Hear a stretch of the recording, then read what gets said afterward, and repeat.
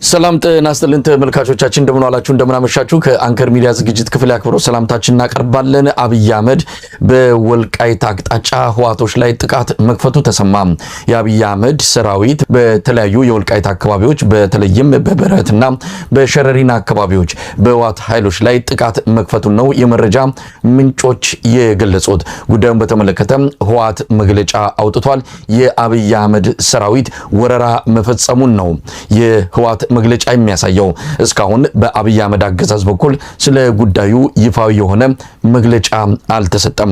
የምክክር ኮሚሽኑ ምክክሩን እያካሄደ ባለበት በዚህ ወቅት ነው በትግራይ የአብይ አህመድ ሰራዊት ጥቃት የከፈተው። አብራችሁን በመቆይ ዝግጅታችሁን እንድትከታተሉ ምንጋብዘው እኔ መሳይ መኮንን ከዚህ ከዋሽንግተን ዲሲ፣ ገለታው ዘለቀ ከቦስተን ማሳቹሴትስ በጋራ በመሆን ነው። አብራችሁን ነው።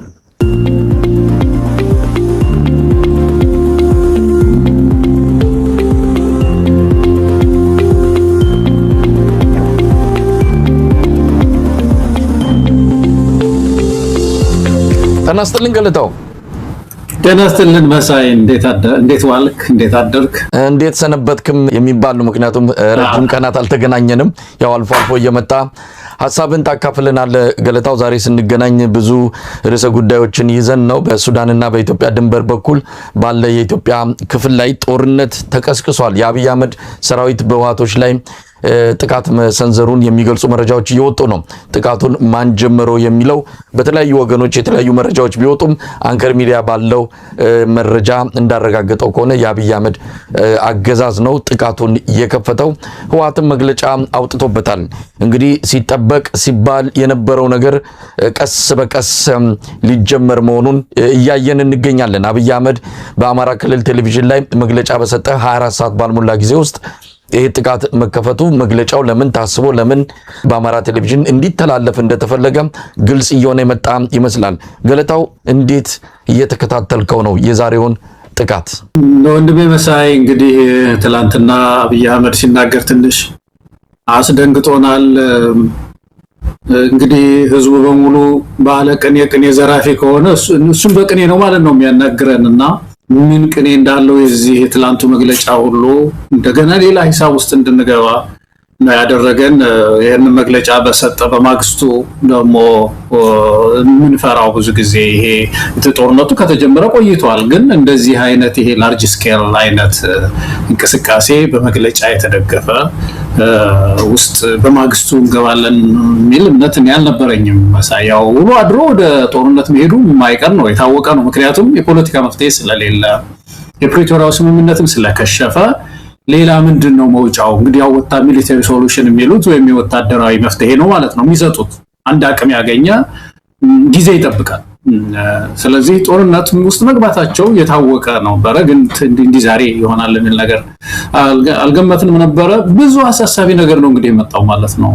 ብዙ አሳሳቢ ነገር በእነዚህ ሰዎች እጅ ላይ ስለወደቀች ምድሪቱ ትላንትና እንኳን አላነሳንም። ገና የሀዘናችን እንኳን ገና ነው። የቆሰሉ ሰዎች ገና ናቸው፣ አልዳኑ። ገና ትኩስ ነው ሁሉ ነገር። የዘገነነን የምናወራ ሰዎች ነን እንግዲህ 2-3 ዓመት ነው አይደለም። በዛ ውስጥ ያለን ሰዎች በማገገሚያ ሰዓት እንደገና ሌላ ዙር ጦርነት መሰማቱ በትግራይ ላይ ምንድነው የሚያመጣው? በተለይ ቅርብ ደግሞ አካባቢ አፋር እና አማራ ላይ ምንድነው የሚያመጣው? በኢትዮጵያ ላይ ምንድነው ተጽዕኖ? በሪጂኑስ ላይ በቀጣናውስ ላይ የሚያመጣው ተጽዕኖ ምንድነው የሚለው ነገር በጣም አሳሳቢ ነው የሚሆነው ማለት ነው። እንግዲህ ይሄ ጦርነት የሚቀጥል ከሆነ ወይ ሳብረገብ እያለ ዛሬ እንግዲህ በከፍተኛ ሁኔታ ጦርነት ይኑር አይኑር የምናውቀው ነገር የለም። መተናኮስ ሊሆን ይችላል ግን መቀጠሉ ስለማይቀር መፍትሄ ፖለቲካ መፍትሄ ስለሌለው መቀጠሉ ስለማይቀር ጥፋቱ በጣም ያሳስበናል። ስንት ሰው ሊያልቅ ነው? ስንት ወገኖች ሊደሙ ነው? ስንት ሰውስ ሊፈናቀል ነው? ደግሞ ከሁሉ በጣም የሚያሳስብ መጨረሻው ምንድነው? የዚህ ጦርነት ዓላማው ምንድነው? ግቡ ምንድነው? ምንድነው የሚፈልጉት እነዚህ ሰዎች የሚለው እኮ ነገር ነው። በጣም ምንድነው የሚፈልገው አብይ አህመድ? ሄዶ ትግራይ መቀሌ ገብቶ ደብረጽዮንን ገልብጦ የሆነ የብልጽግና ሊቀመንበር ማስቀመጥ ነው የሚፈልገው? ያ ነው ድል ማለት ነው ለሱ? በዛኛውስ በኩል ህወሓትስ ምንድነው የሚፈልገው? ሄዶ ተሻግሮ መጥቶ 4 ኪሎ ስርዓት ለውጥ ለማምጣት ነው። ለዛ ዝግጅቶች አሉት። ከሌሎች ጋር ተባብሯል። የፖለቲካ ፕሮግራም ጽፏል። ፖለቲካሊ ዊን አድርጓል። ምንም ነገር በጣም ያሳስበናል በግራም በቀኝ። ስለዚህ በመሃል ግን እነዚህ ሰዎች ትልቅ ጥፋት አጥፍተው ብዙ ህይወት ጠፍቶ እንደገና ሌላ የፕሪቶሪያ ስምምነትን እንስማማለን ብለው አይናቸውን በጨው አጥበው ወደ ህዝብ ፊት የሚቀርቡ ሰዎች ናቸው እና ኢትዮጵያውያን ሁላችን በእውነት ነቅተን ይሄንን ነገር ኮንደምን ማድረግ ፖለቲካ ለውጥ በምድሪቱ ውስጥ እንዲመጣ ማዕከላዊ ቤታችን አካባቢ ፌደራል አካባቢ ለውጥ ካልመጣ ሌላው በሙሉ ለውጥ ሊመጣ ስለማይችል እዛ ላይ ትኩረት ያለው እንቅስቃሴ ማድረግ እንዳለብን ነው የተሰማኝ ይሄንን ዜና ስሰማ መሳይ። ገለታው እንግዲህ ምናልባት ነገሮች ረፍደዋል። ከዚህ በኋላ አንዳቸው ኃይል ከስልጣን ወይም ደግሞ ከያዙት ወንበር ካልለቀቁ በስተቀር ሌላ ዳግም ፕሪቶሪያ ይመጣል ተብሎ የሚታሰብ አይደለም። እምነት ተሸርሽሯል። ብዙ ተስፋዎች መክነው ቀርተዋል። አብይ አህመድ ከዚህ አንጻር በዋና ተጠያቂነት ሊወቀስ የሚገባው ግለሰብ ነው። ይህንንም ጦርነት የጀመረው እሱ እንደሆነ በብዙ ማስረጃዎች ማረጋገጥ ተችሏል። አዲስ አበባ ላይ ምክክር ብሎ ቢያንስ እንኳን ይህ ምክክር እስኪያበቃ ድረስ መታገስ ሲገባው ያንንም ማድረግ ሳይችል በአማራ ክልል መጠነ ሰፊ ጥቃት እየፈጸመ ነው ያለው። የአብይ አህመድ ጀነራሎች በየዕለቱ ነው የጦርነት ነጋሪት የሚጎስሙት። ትግራይ ላይ ደግሞ እንግዲህ ሲዘጋጁበት የነበረውን በተለያዩ አቅጣጫዎች ከበባ አድርገዋል። ሰራዊታቸውን አስጠግተዋል። ስለዚህ የመጀመሪያውን ጥይት ወልቃይት ላይ ተኩሷል። እንግዲህ ባለን መረጃ መሰረት በበርካታ አቅጣጫዎች ግዙፍ ወታደራዊ እንቅስቃሴና የኃይል ማሰባሰብ ሲያደርጉ ነበር የሰነበቱት። በከለዋንና ጨርጨር አቅጣጫ በርካታ ሜካናይዝድ ኃይል ወደ ቀጠናው እንዲጠጋ ተደርጓል። የጦርነት ዝግጅቱን በከፍተኛ ደረጃ እየተካሄደ እንዳለን የሰማነው በሰቆጣና በጋሸና ግንባር ቀደም ሲል በላሊበላ አካባቢ ተመድቦ የነበረው 13ኛ እዝ ወደ ሰቆጣ አቅጣጫ እንዲጠጋ ተደርጓል። በተጨማሪም በደቡብ ጎንደር ከሚገኘው 10ኛ እዝ ተቀንሶ ጋሸና ላይ እንዲመደብ ነው የተደረገው። ገለታው ይሄ ጦርነት በህወሓትና በብልጽግና ብቻ የሚካሄድ አይደለም። የተባበረ ኃይል አለ። እንደ በፊቱ ህወሓትን ብቻ ከቦ መቀጥቀጥና የፈለገውን ለማስፈጸም አብይ አህመድ እድል የለውም። ብዙ ኃይሎች አሉ በትብብርም በጥምረትም እየሰሩ ያሉ። በእርግጥ በይፋ የገለጹት ነገር የለም። ነገር ግን መሬት ላይ እየተሰራ ያለ ስራ እንዳለ በመረጃ ምንጮች አረጋግጠናል። ስለዚህ አብይ አህመድ ይጀምረዋል እንጂ እንዴት እንደሚጠናቀቅ ምንም የሚያውቀው ነገር የለም። ጦርነቱን ለኩሶታል። ምን አይነት ጦርነት ሊሆን ይችላል ገለታው? አይ ቲንክ አሁን መጨረሻ ላይ ላነሳው ነገር ወደዛ መጣለሁ። ግን እንደው ምክክርን ስታነሳ እንዴት ይሄ ሰው እንደ እድል እንደሚጠቀምበት በጣም ነው የሚያሳዝነው መሳይ። በታሪካችን ውስጥ መቼም ተመዝግቦ ይኖራል። አማራ ክልል ውስጥ ጦርነትና ምክክር እኩል ነው የጀመረው። ምክክር አዲስ አበባ ተጀመረ ሲባል ወደ 4 ነው ከፍተኛ ጀነራሎች የሚመሩት ኦፕሬሽን ነው አማራ ላይ የጀመረው። አሁን ደግሞ ምክክሩ ሞቅ ብሏል እያለ ባለበት ሰዓት ደግሞ ትግራይ ላይ ሌላ ተኩስ ዛሬ እንግዲህ ከፍቶ ነው የምናየውና እንደ መጠቀሚያ እንደ እድል ማየቱ በጣም የሚያሳዝን ነገር ነው። ለማሻገር ግን ይሄ ጦርነት እኔ በጣም እንደ አንድ ኢትዮጵያዊ እንደ አንድ ዜጋ እንደ 130 ሚሊዮንኛ በጣም የሚያሳስበኝ እንትኑ ነው ውጤቱ ነው። ለምንድነው ውጊያው? ምንድነው? ዝም ብሎ ማድቀቅ እኮ ነው የሚሆነው። ዝም ብሎ መፍጨት ነው። ደሃን መፍጨት፣ ማፈናቀል፣ ማለቅ ካልሆነ በስተቀር የፖለቲካ ፐርፐዝ የለውም። ሁለቱም እርስ በርስ ከመጥፋት የመዳን የመከላከል ስራ ነው እየሰሩ ያሉት። ህወሓትም ያንን ነው የሚያደርገው። ህወሓት አሁን ራሱን ለትግራይ አይደለም እየታገለ ያለው፣ ለኢትዮጵያ አይደለም እየታገለ ለማንም አይደለም፣ ራሱን ከምድረ ገጽ እንዳይጠፋ እየተከላከለ ነው። ይሄ ሰውዬ ከሄደ ያጠፋኛል ባይ ነው። ሌሎች ደግሞ የሽግግር ፍትህ ከመጣም እጠፋለሁ ባይ ነው። ስለዚህ ራሱን ለመከላከል የሚከላከል ኃይል እጅ ላይ ነው። በሌላ በኩል ይሄ ሰውዬ ደግሞ እንግዲህ ያንን ትግራይን አንበርክኮ የብልጽግና ተቀጽላ በዛ ምድር ላይ ለማድረግ የሚደረግ ጦርነት ነው። በዚህ መካከል ሰፊ ችግር ሊፈጠር ይችላል። አሁን እንግዲህ ኃይል ሚዛኑ የቱ ጋር ነው ያለው የሚለውን በደንብ አናውቀውም። አሁን ትግራይ ውስጥ ምንድነው ያላቸው? እንደምንሰማው አንዳንድ ድሮን ሁሉ ገዝተዋል የሚባል ነገር ነው የሰማነው። ድሮን ሁሉ ይሄ ምንድነው የሚያመጣው? እንግዲህ ጦርነቱ ሲካሄድ በተለይ ድሮን እነሱም የሚልኩ ከሆነ የፌደራል መንግስቱም ብዙ ድሮን አለው የሚልክ ከሆነ ማን ነው ይደበድቡት? በዛ ድሮን በጣም ሜካናይዝድ ነው እንቅስቃሴው የዛሬው የተሰማው። ከፍተኛ የሆኑ ታንኮች፣ ከፍተኛ የሆኑ መሳሪያዎች፣ ወታደራዊ ካሚዮኖች፣ እነዚህ ትላልቅ መድፎች የተሰለፉበት ውጊያ ነው በሁለቱም አቅጣጫ ያለው እና ይሄ የጥፋቱን ስኬል የሚያሳይ ነው። ከወዲሁ ኢትዮጵያውያን በጣም ከባድ እሳት ውስጥ ነው የወደቅነው፣ ትልቅ ችግር ውስጥ ነው የወደቅነው እና ሁለት የተሳከሩ ሰዎች ከፍተኛ እንትን ሊያመጡ ስለሆነ አንደኛ አሁን ያነሳው ነገር ኢምፖርታንት ነገር መሳይ በተለይ ይሄ ትልቁ ችግር ያለው እዚህ ፌደራል መንግስት አካባቢ ነው፣ አብይ አህመድ አካባቢ። ይሄ ሰውዬ እኔ በብዙ ጊዜ እኮ መሳይ ብዙ ሰው አንስቷል፣ አዲስ ነገር አይደለም። የዚህ ሰው ትልቅ ችግር የአብይ አህመድ ትልቅ ችግር ክራይሲስ ማኔጅመንት ወይም ደግሞ ይሄ ቀውስን ማስተዳደር አለመቻል። በኢኮኖሚው ብታዩ ለዛው አሁን ኢኮኖሚው በጣም ሲከስር ክራይሲስ ውስጥ ከገባ ወይ ኢግኖር ነው የሚያደርገው፣ ጸጥ ብሎ ኮሪደሩን ነው የሚሰራው፣ ወይም ደግሞ ማይሆን በድፍረት ወሰን ብሎ እንደዛ እንደ ማክሮ ኢኮኖሚ አይነት እንትናው ኢትዮጵያን እንኩትኩቷል ነው የሚሆነው። ጸጥታውም እንደዛ ነው።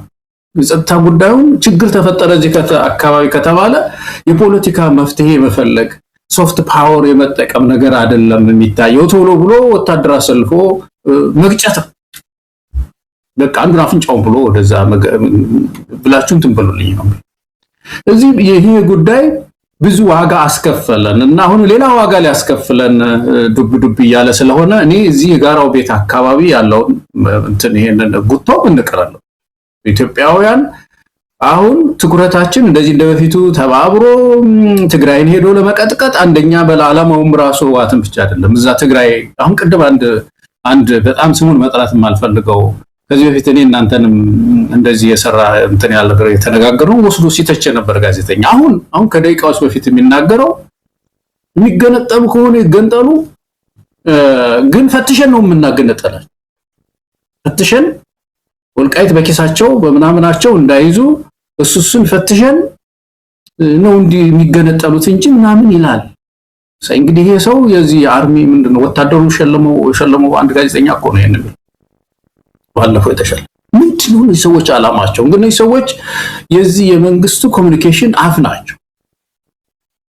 ምንድነው አላማቸው ትግራይ ላይ የሚለው ነገር የብዙ ኢትዮጵያውያን ስሌት መሆን አለበትና በወገኖቻችን ላይ የሚደረግ ይሄ ድሮን ጥቃት ማሲቭ የሆነ ወታደራዊ ጥቃትን ሁላችን ተባብረን ማስቆም፣ ኢትዮጵያውያን በጋራ መቆም፣ ለትግራይ ህዝብ አይዞህ ተያይዘን የጋራው ቤታችንን ማስተካክለን ከዛ በኋላም በውይይት እንፈታዋለን የሚል አይ ቲንክ አሸናፊ የሆነ ሐሳብ ከሁሉም ኮርነር መሰማት ያለበት ነው የሚመስለኝ። ገለታው የዛሬው ጦርነት መነሻው አብይ አህመድ የተሳሳተ ስሌት ውስጥ ገብቶ ያመጣው ነው። የወልቃይትን ካርድ ኪሱ አስቀምጧል። አንድ ቀን ጥላት አለው ብሎ ወልቃይትን በተመለከተ የአማራ ፋኖ አቋም አለው። የአማራ ፋኖ የወልቃይትና የራያ ጉዳይ የትግል ማዕከል ነው፣ የትግሉ የስበት ማዕከል ነው ብሎ ነው። ትግሉም ሲጀመር ወልቃይት ብረሳሽ ቀኝ ትርሳኝ ብሎ የተጀመረ ትግል ነው። ነገር ግን አጠቃላይ የኢትዮጵያ ሁኔታ ወልቃይትና ራያም ብቻ አይደለም። የአማራ ህዝብ እኮ አትኑር የተባለው አዲስ አበባ መሃል ነው። አትኑር የተባለው በተለያየ የኢትዮጵያ አካባቢ ነው። እዛ መኖር ያቃተውን አማራን ስለሱ መብት አያገባኝም ብለው ወልቃይትና ራያ ላይ ብቻ የአማራ ህዝብ ትኩረት እንዲያደርግ ከዛ ውጭ ምንም ጥያቄ እንደሌለው ለዚያ አሁንም እንዲሞት አብይ አህመድ ከፍተኛ ቅስቀሳ ሲያደርግ ነበር የሰነበተው። የአብይ አማሮች የሚባሉ አሉ። በነ ተመስገን ጥሩነህ በነ ፕሬዝዳንቱ ታዬ አጽቀሥላሴ የሚመሩ የሚጠመዘዙ የአማራ ባለሀብቶች የአማራ አክቲቪስቶች አሉ። ይህን ጉዳይ ዛሬ በከፍተኛ ደረጃ እያራገቡ የሚገኙት እነሱ ናቸው። እውን የአማራ ህዝብ የአብይን አህመድ ዲስኩር ሰምቶ የአብይን አህመድ እንዲህ አይነቱን መደለያ ሰምቶ ወደ ጦርነት ይገባል? ቅስቀሳዎች እየተደረጉ ነው። አንዳንድ የአማራ ክልል አካባቢዎች ህወሓት ወልቃይትን ልትወስድ ነው፣ ከመከላከያ ሰራዊት ጎን ቁሙ የሚሉ ስብከቶች፣ ቅስቀሳዎች እየተደረጉ ነው። አብይ አህመድ ይህንን የተሳሳተ ስሌት ይዞ ዛሬ ወልቃይት ላይ ጥይት አስጮኋል። የአማራ ህዝብ ምላሽ ምን መሆን አለበት ገለታው? አሁን ይሄ እቺ ቁማር መቼም የአማራም ህዝብ የኢትዮጵያም ህዝብ ይሄንን ቁማር መገንዘብ አለበት። ላለፉት ጊዜያት በረጅም ጊዜ ከፍተኛ ዋና በጣም ጠቃሚ ቦታ የሚባለው ቁጥር አንድ አሁን ኢትዮጵያ ውስጥ ካሉ እነዚህ ግጭት ለማስነሳት በጣም ጠቃሚ ቦታዎች ከተባሉት በቁጥር አንድ የሚቀመጠው ወልቃይት፣ ከዛ ደግሞ አዲስ አበባም አለ፣ ደግሞ ድሬዳዋንም ብድግ ያደርጉታል፣ አልፎ አልፎ ሞያሌ ይነሳል። እነዚህ የግጭት ማዕከሎች ናቸው።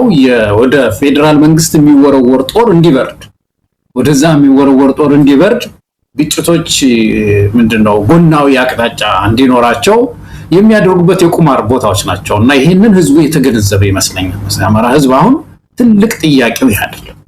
በእውነት አብይ ትላንትና ነው ሲናገር ስለመደመር የኢትዮጵያን ህዝብ አስተምረዋለሁ ተበታትኗል አለ። ስለመሰብሰብ ላስተምረው ነው አለ። የአማራና የትግራይን ህዝብ ብታየው በአንድ ገበታ ነው የሚበላው። በዓለም ላይ የለም እንደዛ የሚያደርግ ህዝብ። ሁሉም ሳህኑን ይዞ ነው የሚቀመጠው። እኛም ውጭ ሀገር ለመድን መሳይ ይሄ የተቆረጠ እንጀራ በየሳህን እየያዘን መሮጥ ዝም ብለን ከባህላችን ወጣ ያለ ስለሆነ ነው። አዝናለሁ። ይሄን ማለት ትክክል ላይሆን ይችላል። ሙሰው እንዳልሰብር እንዳልጎዳ እኔ በገበታ ነው የምወደው መሳይ። በቃ አብሮ ቁጭ ብሎ ደግሞ እንኳን መብላት ብቻ እኮ አይደለም ማራም ትግሬም የሚያደርገው ካላጎረስኩ ነው የሚለው መሳይ። የለም እኮ እኔ ውጭ ሀገር ለመጀመሪያ ጊዜ ሄድኩና እዛ የምግብ እንደዚህ ስንበላ ይችን ዛሬ ያገባኋትን ባለቤቴን ካላጎረስኩ ብዬ ሰው ፊት ካላጎረስኩ ብዬ ምንድነው እንደ ህፃን ልታደርገኝ ነው እንደምናምን ብላኝ እስካሁን እንትን ይላል። ረስቼዋለሁ። እኔ ባህላችን ነው ውስጥ ያለው ያንን በቃ አክበሬም ነው ለነገሩና ይሄ ባህላችን በብዙ ዓለም የሌለ ኢትዮጵያ ውስጥ የራሱ መብላት ብቻ የሚያጎርስ ህዝብ ነው ከገበታው ላይ አንስቶና ይሄንን ህዝብ መነጣጠል አይቻልም። አሁን ወደዚህ ትውስታ ወደዚህ ሜሞሪ ነው መሄድ ያለበት። አማራው ትግሬው በሙሉ ኢትዮጵያውያን ወደዚህ ካልቸራችን ወደዚህ ማህበራዊ ሀብታችን መመለስ መቻል አለብን። ይሄ ቦታ የቁማር ቦታ እንደሆነ ኃይለኛ የቁማር ቦታ መጫወቻ እንደሆነ ኃይለኛ ቁማር መጫወቻ ነው። በጣም ይገርማል። መጫወቻ መሆኑን አውቆ የአማራም ህዝብ በዚህ ሰዓት ከትግራይ ህዝብ ጎን መቆም አለበት ባይነኝ። ከወንድሙ ብዙ ዘመን ነው ያሳለፉት አብረው ብዙ ዘመናት ናቸው ተቆጥረው የማያልቁ ዘመናት። ስርዓተ መንግስት ተሸክሞ የአክሱም ስርዓተ መንግስት እንበለው በኢትዮጵያ ውስጥ ያለ በተለየ ነገስታቱን ስርዓት በሙሉ ኢትዮጵያን ያቆዩ ዛገው ይበለው የሶሎሞኒክ ዳይናስቲ በሙሉ ተሸክሞ የኖረ የታገሰ ህዝብ ዛሬ በቁራጭ መሬት እየተጋጨ አብይ አህመድን 4 ኪሎ ያስቀምጣል ብዬ እኔ አላምንምና አሁን እሱን ቁማር የትግራይም ህዝብ አማራም ህዝብ ተወታ አድርጎ በመድራችን ውስጥ ስርዓታዊ ለውጥ መምጣት አለበት። ተራበን ተጠማን ለማኝ ሆነን ሰላም አጣን መውጣት መግባት አልቻልንም። ይሄንን ማከም አለብን የሚል እንቅስቃሴ ነው አይ ቲንክ መጀመሪያ ያለበት ህዝቡ ያስባለው መሳይ። ጦርነት መጀመሩን ወይም ደግሞ ጥቃት መከፈቱን እንጂ ከዛ ባለፈ ቦታ የያዘ ወይም ደግሞ ገፍቶ ወደፊት የሄደ ከሁለቱም ወገን እንዳለ እስካሁን የሰማነው ነገር የለም።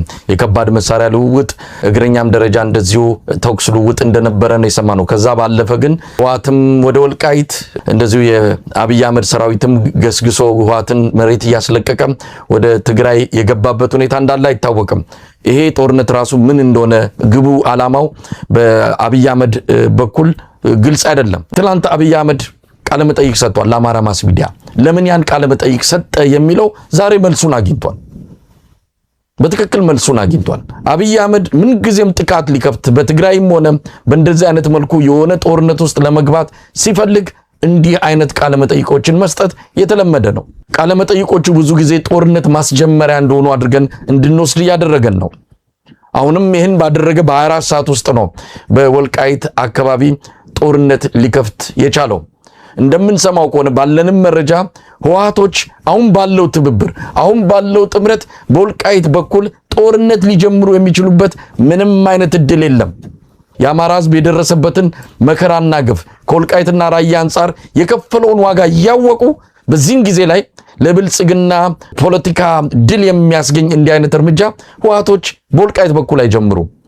ይህን እንዲሁ ዝም ብለን ብልጽግናን ስለምንቃወም የምንናገረው ሳይሆን ፖለቲካውን በማንበብ ትልቁን ስዕል በማየት የምንደርስበት ድምዳሜ ነው። ከዚህ አንጻርም በሁሉም ወገኖች ለአብይ አህመድ ባለመመቸት ለአብይ አህመድ እንደዚህ አይነት ቁማር እድል ባለመስጠት የሁለቱን ህዝቦች አንድነት ማረጋገጥ መቻል አለባቸው። እንዲህ አይነቱ እድል በጦርነት ጊዜ በእንደዚህ አይነት ክፉ ጊዜ አንድነታቸውን አስመስክረው መውጣት ያለባቸው እንደሆነ ይታመናል። የአብይ አህመድን መርዛማ አካሄድ ማርከሻውም ይሄ ብቻ ነው። ከዚህ አንጻር እንደው ምን ማለት ትችላለህ ገለታው? መሳይ እንግዲህ ምንድነው ተለቅ ያለውን ፒክቸር ትልቁን ስዕል ሙሉውን ለኢትዮጵያውያን በአጠቃላይ በተለይ እነዚህ ጦርነት ውስጥ እንዲገቡ የሚፈለጉ አማራና ትግራይ ማሰብ ይገባናል ማለት ይሄ ጉዳይ የመሬት ጉዳይ እቺ ይሄ የድንበር ጉዳይ በጣም ኢምንት ነው በዚህ ሰዓት በእውነት አንደኛ መጀመሪያውኑ ራሱ ሲጠነሰስ ይሄ ማፕ ሲሰራ በኢትዮጵያውያን ዘንድ ኮንሰንሰስ የሚባለው እንደው ስምምነት አልነበረም ሀገር ለመመስረት ወይም ደግሞ ይሄ ሉዓላዊነትን ለመመስረት የአማራ ህዝብ የትግራይ ህዝብ ተስማምቶ የኦሮሞ ህዝብ ተስማምቶ በቃ ከዚህ በኋላ ይሄንን አንተ ያዘው ይሄንን ያዘ እኔ ለያዝ ሀገር መስርተን እንኑር ከፈለግን ደግሞ እንገነጠላለን የሚል ስምምነት የለም በተለይ ድንበር አካባቢ ብሎ መለስ ዜናዊ ነው 9 ያደረገው መጀመሪያ 14 ነው ከዛ ደግሞ 9 ያደረገው እንደዚህ አድርጎ የተሰራ ነውና በዛ ላይ እንደገና ወደ ኋላ እየሄዱ መናቆር በጣም ጥበብ የጎደለው ህብረተሰባችንን ደሃ ህዝባችንን ያላየ ነውና ከሁሉም ኃይል በተለይ ከትግራይ ከአማራም አካባቢ ያሉ ወገኖች እዚህ ላይ ረገብ ብሎ በውይይት ለመፍታት እንደሰለጠነ ህዝብ በውይይት ፈተን ሁሉ ሀገራችን የኛ አይደለም ወይ ደሞ እሱ ባለፈው ያለው ነገር እኮ ነው መሳይ ወልቃይትና ራያ ደሞ የአማራና የትግራይስ ብቻ ማን አደረገው ማን ሰጣቸው ለነዚህ ሁለት ህዝቦች ጉራጌው ሀገሩ አይደለም ማለት ነው ሌላው ከምባታው ሀገሩ አይደለም ማለት ነው ኢትዮጵያ እኮ ሁላችንም እኮ ምድር እኮ ናት እና ለሁለቱ ሰጥቶ ያናጠቃ የሚያጋጭ ስርዓት ሲመጣ ቶሎ መባነን ይገባልና በተለይ ተሰሚነት ያላቸው ከሁለቱም አካባቢ ያሉ ሰዎች ይሄንን ጥያቄ ያሳድረው አሁን ከባድ ችግር ገጥሟታል ኢትዮጵያ ህልውና ችግር ገጥሟታል ያ የህልውና ችግር ደግሞ ሽርፍራፊው በየቤታችን ነው ያለው አማራ የህልውና ችግር አለው ትግራይ የህልውና ችግር አለው ስርዓት ለውጥ በማምጣቱ ላይ መተባበር ይገባል የሚለውን እንደው ለማጠናከር ያህል ነው ገለታው እንግዲህ ወደ ትላንቱ የአብይ አህመድ ቃለ መጠይቅ እንምጣ እንግዲህ ቃለ መጠይቁን በጠቅላላ እንዴት አየው እንደው ካጠቃላይ ቃለ መጠይቁ አውድ ለምንስ በአማራ ክልል ቴሌቪዥን ጣቢያ ላይ ለምን ማድረግ ፈለገ የሚለውን ጨምሮ አጠቃላይ የቃለ መጠይቁን አውድ እንመልከተውና በአንዳንድ ጉዳዮች ላይ በተለየ መልኩ አስተያየት እንሰጥበታለን በጣም ቅኔ ነው የሚሆንብን እችን ቃል ሲያመጣ የራሱ ቅኔ ነው ማለት ነው የሚናገረው እንግዲህ ኢትዮጵያ መከረች ሲሉ ሁሉ ቅኔ ነው ለካ የሚናገሩት አሁን ከዚህ በኋላ አይ ቲንክ ይሄን ነገር በደንብ ኢትዮጵያን ማስተዋል አለብን ይሄንን ቃለ መጠይቅ አንድ ሰው ልኮልኝ አዳምጥኮ እንደሚመሳይና ሳዳምጥ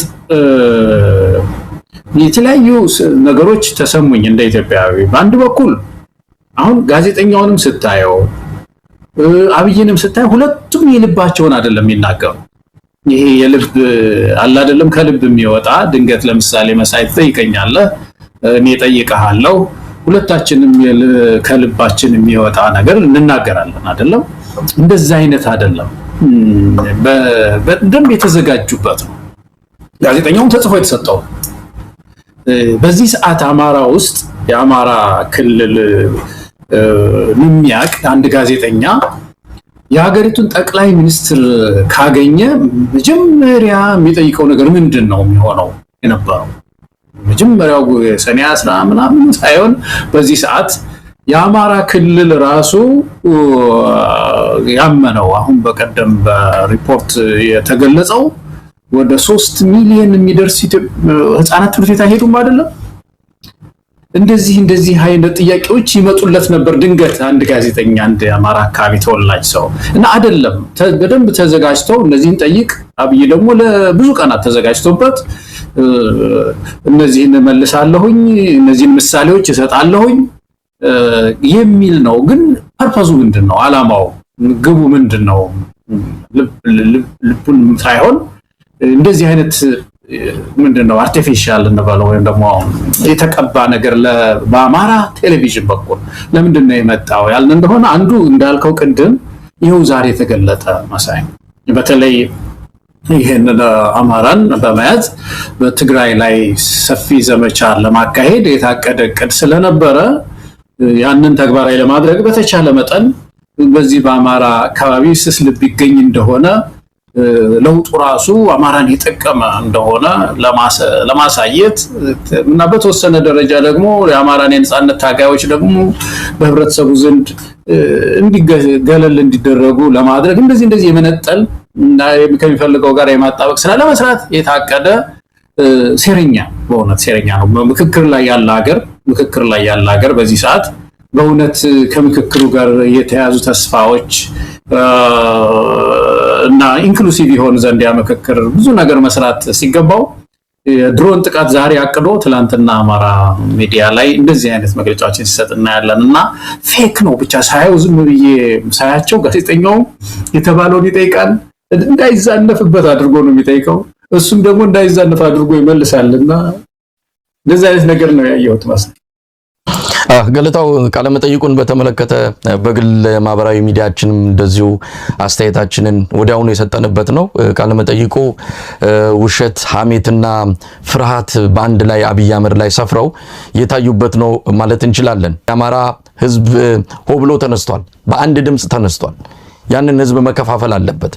ለዚህ ደግሞ የአማራን ህዝብ ህልውና ትግል አረጋግጣለሁ ብሎ ጫካ የገባው ፋኖ ነው። ፋኖን እንዴት ሲያራክስ እንደነበረ 3 ክላሽ ይዘው እያለ በጣም ፋኖን ሲያናንቅ እንዳልነበረ የተበታተነ ኃይል ነው። ለድርድር እንኳን ብንል ከየትኛው ጋር እንደራደር ብሎ በዛ መልኩ ፋኖን ሲያራክስ እንዳልነበረ አሁን እንደ አንድ ተቋም አይቶት በትግራይ በኩል ያለው ጥያቄ ፌደራል መንግስት ስርዓት ውስጥ በትግራይ ክልል ይተዳደር ነበር። በጦርነቱ ምክንያት ነው ያንን ቦታ ያጣ ነው። አሁን ደግሞ ለአማራ ህዝብ ህልውና እንታገላለን የሚሉ ኃይሎች ሁሉ ውሰዱት፣ አብረናችሁ እንዋጋለን፣ ይገባችኋል እያሉን ነው። እየከለከለን ያለው የፌደራል መንግስት ነው።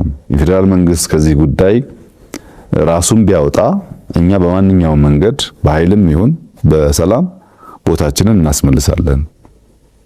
እንቅፋት የሆነብን የፌደራል መንግስት ነው እንጂ ለዚህ ህዝብ የሚታገሉ ወገኖችም ጭምር ለዚህ ህዝብ እንታገላለን ባዮች ጭምር እንድንወስድ ፈቅደው የዚያ ትግል ተባባሪና አጋር ሆነዋል። እናንተ ናችሁ እንቅፋቱ ይላሉ።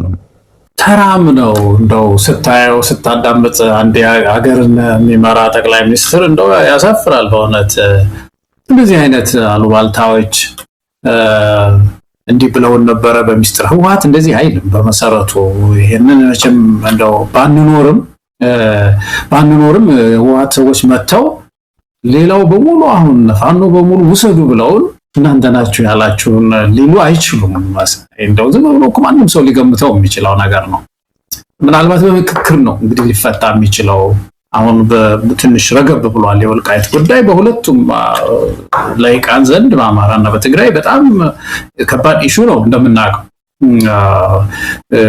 ጊያ ጉዳይ የረገበ መጥቶ አሁን ወደ መሃል ላይ የማነጣጠር ወደ ፌደራል መንግስት ላይ የማነጣጠር ነገር ስላለ እሱ ደግሞ መመለሱ ነው እንግዲህ ይሄንን ጎትቶ ወደዛ ወደ ወልቃይት እዛው ተናቆሩ ነው እና ይሄ ጉዳይ አይሰራም፣ ያሳፍራል። ግን በእውነት በተወሰነ ደረጃም እኔ ትንሽ አፍሬያለሁ። ለማናቸውም ግን አሁን ከዚህ ቁማር ኢትዮጵያውያን ይህንን እንደውም አጀንዳ አድርገው መወያየት፣ መነጋገር ወልቃይት ጉዳይ ኢሹ ሊሆን አይገባውም። ይህን ተራራ ኢትዮጵያውያን በተለይ ሁለቱም ህዝቦች ደግሞ ተወጥ አድርገውት በምድሪቱ ውስጥ የስርዓት ለውጥ ይመጣ ዘንድ አብረው መታገል ነው ያለባቸው። እኔ የተሰማኝ ይሄ ነው። ግን አሳፍሮኛል። እንደው እንዲህ ለማጣላት ለማለያየት የሄደባቸው የተጠቀምባቸው አረፍተ ነገሮች ሰው ይገምታል እኮ ዝም ብሎ ይገምታል። መሳይሁን ህወሓት ደብረጽዮን ነው እንደዛ የሚለው መጥቶ ፋኖ ሰጠኝ እንትናም ሰጠኝ አማራ ላይ ቀን በሙሉ ተሰብስበው ውሰዱ ብለዋል ይላሉ። አሁን እነሱ ይሄንን ሌላው ሰው ዝም ብሎ ያምናልስ? ያሳዝናል በጣም። አንደኛ ፋኖ ምን ስልጣን አለው አሳልፎ ለመስጠት? እንደው ፋኖ በጣም እኛ እስከምናውቀው ድረስ አብረንም በተለያየ መልኩ ከፋኖ አመራሮች ጋርም ስንገናኝ እንዲህ አይነት ስልጣን የአማራ ህዝብ አልሰጠውም። የአማራ ህዝብ የትግራይ ህዝብ በጋራ የሚወስኑት ውሳኔ ነው። ፋኖ እጅ ያለው ውሳኔ አይደለም። ፋኖ ስለሰጠ የህወሓቶች ያንን ነገር አሜን ብሎ ተቀብለው ወደ ራሳቸው ያደርጋሉ ብሎ አብይ ያምናል። ይህን በተመለከተ እንደው የአብይን አህመድ ስነ ልቦና እንዴት አድርጎ የኢትዮጵያን ህዝብ እንደሚያይ የኢትዮጵያን ህዝብ በምን መልኩ ንቀቱ በዚህ ደረጃ በዚህ ደረጃ እንዲህ አይነት ተራ ሐሳቦችንም በቴሌቪዥን ወጥቶ እንዲናገር አድርጎታል። ወንድማችን ያሬድ ኃይለማርያም መልእክተ ቅዳሜ ላይ ዛሬ ያሰፈራትን አንድ ጽሑፍ የተወሰነውን ክፍል አንብብ። በተለይ አብይ አህመድ የኢትዮጵያን ሕዝብ እንዴት ይመለከታል በሚል ያሰፈራት ጽሑፍ ነው። አብይ አህመድ 130 ሚሊዮን የሚሆነውን የኢትዮጵያ ሕዝብ እንደ ቂል እንዳላዋቂ በቀላሉ እንደሚታለል ሾርት ሜሞሪ ያለውና ነገሮችን እንደማያስተውል በተቃራኒው ራሱን እንደ ብልጥ አሰላሳይ የሩቁን ቀድሞ ማየት የሚችል ባለራዕይ የተቀባና የተመረጠ አድርጎ እንደሚያይ ንግግሮችን ለተከታተለ ሰው በቀላሉ ይረዳዋል። አብይ አህመድ የኢትዮጵያን ሕዝብ እንዴት እንደሚያይ ነው። ምንም እንደማያውቅ ነጭ ወረቀት እሱ የሚነግረውን ብቻ የሚሰማ የንቀቱ ጥግ እዛ አድርሶታልና እንደዛ አይነት ነገር ነው በዚህ ቃለ መጠይቅ በሙሉ የምናየው። ሌሎች ነገሮችንም አንስቷል ገለታው። ለምሳሌ ከመደመር መንግስት አንጻር የተናገረውን እንስማ ባጭሩ። የመደመር መንግስት መነሾ ቢያንስ 4 ኢትዮጵያ ውስጥ የምናውቃቸውን መሰረታዊ እምነቶች፣ ልምምዶች፣ ባህሎች እንደ መነሾ ይወስዳል። አንደኛው ቅኔ ነው። ቅኔ ኢትዮጵያ ውስጥ አንድ ሰው በሰምና በወርቅ በግልጥ ሊትራሊ በሚተረጎምና በማይተረጎም መንገድ የሚናገርበት ቋንቋ ነው። ሚስጥር አዘል ቋንቋ ነው። ያን ሚስጥር አዘል ቋንቋ የማይረዳ መንግስት ከሆነ ከህዝብ ጋር ሊግባባ አይችልም። ይህንን እንደ አንድ የኮሙኒኬሽን ብሪጅ አድርጎ ይወስዳል የመደመር መንግስት። ሁለተኛው የተበተኑ ሀብቶች አሉ። ፍራጃይል የሆኑ እውቀቶች፣ የሰው ኃይል ካፒታል አለ። ይህን ሰብስቤ ይህንን ደምሬ አንድ አዲስ ነገር እንዲከሰት ኢመርጅ እንዲያደርግ እሰራለሁ የሚል መንግስት ነው። ይህን የመሰብሰብ የመደመር ዝንባሌ ደግሞ ደቦ ከሚባል ከኢትዮጵያ አርሶ አደሮች ልምምድ እንደ አንድ ፋውንዴሽን ይወስደዋል። ሶስተኛው በታሪካችን ውስጥ ቅድም እንዳነሳሁት በየጊዜው ግጭቶች አሉ። ሰላማዊ ጉዞ ብቻ አይደለም ያለው። የእምነት፣ የብሔር፣ የመሬት ይገባኛል፣ የተለያየ ስልጣን ይገባኛል ግጭቶች ነበሩ። እነዚህን ግጭቶች እየፈታ ያቆየበት መንገድ የሪኮንሲሌሽን ካልቸራችን ሽምግልና፣ ካሳ፣ እርቅ፣ ይቅርታ የሚባሉ ነገሮች አሉት። ይህንንም እንደ አንድ ፋውንዴሽን የመደመር መንግስት ይወስዳል። ገዳም ብንወስድ፣ ለኮሙኒኬሽን ቅኔን ብንወስድ፣ ለሪኮንሲሌሽን ሽምግልናን ብንወስድ፣ አብሮ ተባብሮ ለመስራት ደግሞ ደቦን ብንወስድ አብዛኛው ጉዳዮቻችን ምላሽ ያገኛሉ ብሎ ነው የመደመር መንግስት ከሀገርኛ ብሂል፣ ዕውቀት፣ ካልቸር የመነጨ ለኛ በቂ ምላሽ መሆን የሚችል እሳቤ ላይ ቆሞ የመንግስት ስሪቱን የነደፈው። የመደመር መንግስት በእነዚህ 4 አቅጣጫዎችና 4 ጉዳዮች ላይ ነው የሚሰራው ብሏል። አብይ አህመድም በቅጡ ለራሱም ያልገባውን ነገር በዚህ መልኩ መጥቶ እያስረዳን ያለው እንዴት አየው? በመጀመሪያ በእውነት በቀን ልቦና በንጹህ ልቦና ሰውየው የሚለውን ሁሉ ለውጥ ስለፈለገን ኢትዮጵያ ለማጣጣል አይደለም። አንዳንድ ጥሩ ነገሮች ሰው ሲጽፍ ይኖራል አይደለም፣ እና ሁሉን ለማጣጣል ብለን አይደለም። ይሄን ፕሮግራም ወይም ቅኔ አይደለም። አሁን የምናወራው ምንም ቅኔ የለውም። መሳይ እና እኔ ፍርጥ አድርገን እየተናገርን ያለ ነውና በቅኔ አይደለም አሁን እየተግባባን ያለ ነው። አሁን በመጀመሪያ ደረጃ ሌላው ብዙ ጊዜ የተለያዩ 3 ናቸው 4 ናቸው እያለ እኮ የሚያነሳቸው አሉት መርሆዎች ብሎ ከዚህ በፊት ትዝ ይላል መቼም መሳይ 3 አሉ ብሎ መሰብሰብ፣ ማካበት፣ ማከማቸት ናቸው ብሎ አስተምሮ ነበር ብልጽግናዎችን። እነዚህን የያዛቸው አጥበቃቸው ያዙ ብሎ ይዘው ነበር። ሌላ ጊዜ ደግሞ 3 አሉ ብሎ መፍጠር ደግሞ ምንድን ነበር አንዱ ማባዛት ነው። ልክ ነው ማባዛት እንደዚህ ነገር ብሎ ነገራቸው። አሁን ዛሬ ደግሞ ቅኔ፣ ደቦ፣ እርቅና ገዳ ናቸው ይላልና ያለ የተባለው ነገር ምንድነው? አሉ ዝም ብለው ጥሩ ነገሮች የሚባሉትን ይወስድና መደመር ናቸው ይላቸዋል። በቃ እዛ ውስጥ ከቶ መደመር እንደዚህ ያምናል ይላል። ምን ትለዋለህ? ከዛ በኋላ ዝም ብለህ ታዳምጣለህ ማለት ነው። አንዱ የታዘብኩት ነገር ይሄ ነው። ሌላው ግን በጣም ሲሪየስ ስለሆነ ይሄ ጉዳይ ብዙ ጊዜ ወጣቶች እንላለን እንግዲህ በእድሜም በለጥ ስለምንል እንደ ኢትዮጵያ ባህላችን እነሱ ላይ ትኩረት ያደረገ ነገር ነው። አሁን በዚህ ላይ እንደው መናገር የፈለኩት መሳይና ወጣቱ በተለይ ትኩረት ሊሰጥባቸው የሚገባቸው ነገሮች አሉ። ከዚህ ንግግር ይሄ ሰው የፖለቲካ ስልጣን አለ በእጁ ላይ ወደድንም ጠላን። የፖለቲካ ስልጣን ብዙ ጊዜ ያልነው ኃይልና ስልጣን ፓወር ኦቶሪቲ የሚባል ማለት ነው አለው። ነጥቆም ይሁን ምንም አድርጎ ይሁን አለው እጁ ላይ። ስለዚህ ይሄ የሚናገረው ይሄ ሰው እነዚህ ናቸው መርሆዎች አላቸው ወደ ተግባር ይሄዳሉ። ናው ያነሳቸውን ተመልከተ። የኮሙኒኬሽን ጉዳይ ቅኔ ነው ይላል።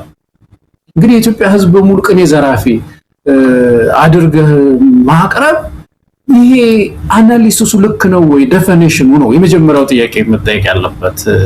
ልክ ነው ወይ? የትኛው ወጣት ነው ቅኔ የሚያውቀው? በመጀመሪያ ደረጃ ኢትዮጵያ ውስጥ አሁን እኔ ቅኔ መዝረፍ እኮ ሌላ ራሱን የቻለ ሙያ እኮ ባለ ሁለት ትርጉም ያላቸው መልእክት ማስተላለፍ ማለት ነው። በአንድ ቋንቋ ውስጥ አንድ ነገር ይናገርና አንድ ሰው ከዛ ውስጥ ሁለት ትርጉም ይኖረዋል። አንዱ ተደብቆ እንዲያልፍለት ይፈልጋል፣ በሌላ በኩል ደግሞ ይሄ ውጪ ያለው ሰም የምንለው ደግሞ እንደዚሁ እንዲያታልልለት ይፈልጋል ማለት ነው። አታሎ እውነቱን የሚናገርበት ዘዴ ነውና በዚህ የኢትዮጵያ ህዝብ ኮሙኒኬት ያደርጋል ተብሎ ይታሰባል ወይ ነው የመጀመሪያው ነገር።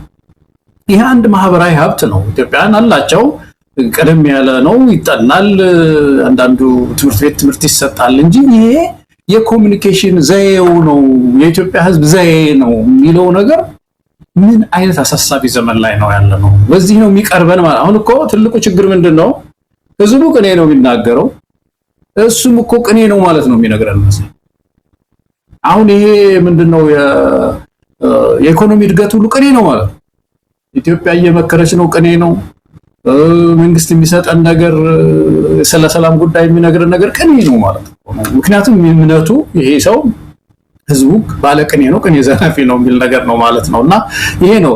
ይልቅ አንድ ቅኔ ልንገረው ዛሬ ስለ ቅኔ ሲናገር መሳይ የኢትዮጵያ እነዚህ አሉ አይደለም አንዳንድ አባባሎች ቅኔ ላይሆን ይችላል ግን አባባሎች አሉ አይደለም ኢትዮጵያ ውስጥ ምን ይላል? የኢትዮጵያ ገበሬ መቼም ፈላስፋ ነው። ከቅኔ ይልቅ ፈላስፋ ገበሬው ፈላስፋ ነው። እንደምታውቀው የኦሮሞ ህዝብ ገበሬ ፈላስፋ ነው፣ የትግራይ ፈላስፋ ነው። የሚገርም የኦራል ሊትሬቸሩን ስነ ቃሉን ሲያጠኑት ሰዎች በጣም ፈላስፋ ህዝብ ነው።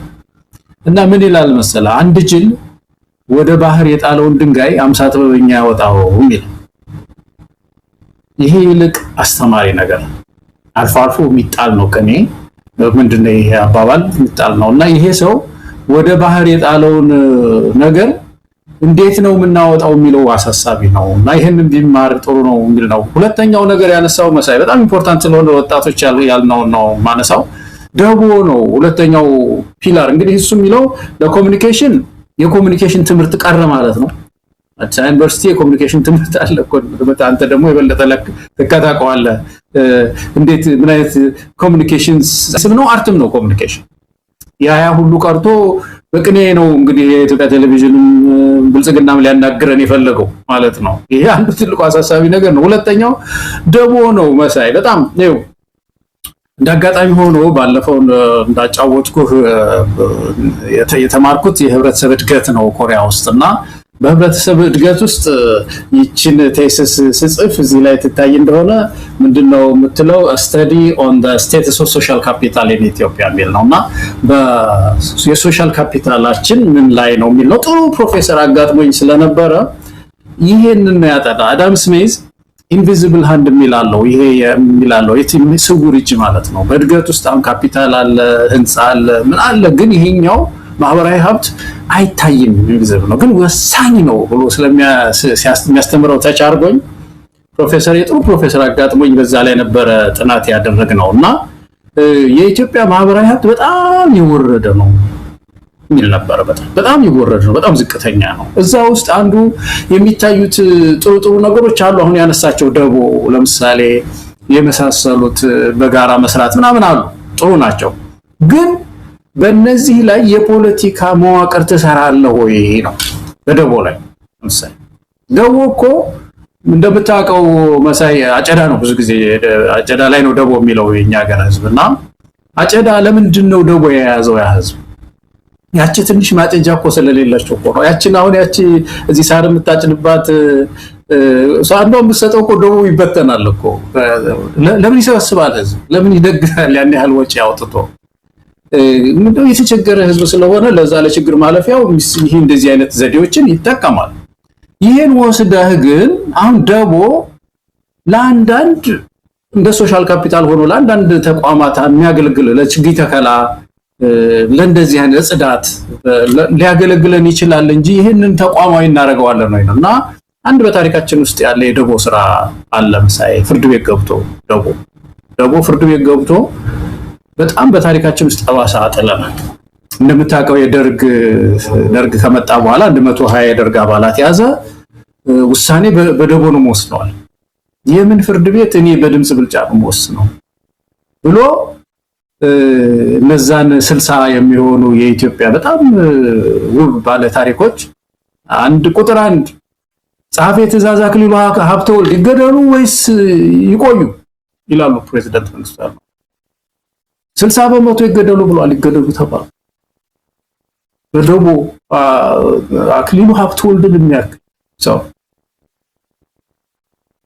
ሌሎች ለትላልቅ ሰዎች ለኢትዮጵያ ታሪክ የሰሩ ሰዎች እንደውም ለውጥ ሁሉ የሚደግፉ ኮንስቲቱሽናል ሞናርኪ ሁሉ ኢትዮጵያ ውስጥ መምጣት ያለበት የሚሉትን ሁሉ በደቦ ነው የተገደሉትና ኢትዮጵያ ውስጥ አሁን ፍርድ ቤት ውስጥ ይሄን ደቦ ስራ አስገብተን ምንድነው እንሰጣቸው ለሐኪሞች ደቦ ምንድነው ብትላቸው ግራ ግብት እኮ ነው የሚላቸው። ሐኪሞችን በደቦ መደመር እንግዲህ በደቦ ነው የሚያምነው። ደቦ ይዛችሁ ስሩ ብትላቸው በደቦ ያክሙ። ጤናው እንደዛ ትምህርት ቤት ሄዶ ሰው በደቦ ያስተምርም። በደቦ እናስብም። እንዴት አድርገን በደቦ እናስባለን? በየግለሰብ ነው እናስበውና የዚህ ሰው አስተምረው ነው። መድበለ ፓርቲ ስርዓትስ ለምሳሌ እንተጋገዝ በደቦ ይላል ያገራችን ሰው። ስለዚህ ማን ነው መያድ ዛሬ ደቦ የኔ ነውና እንደው ብልጽግና ባከና ይችን ነገር አሰራራኝ ብሎ ዛ የሚያድ ጽፈት ቤት ደቦ ሊጠራ ነው።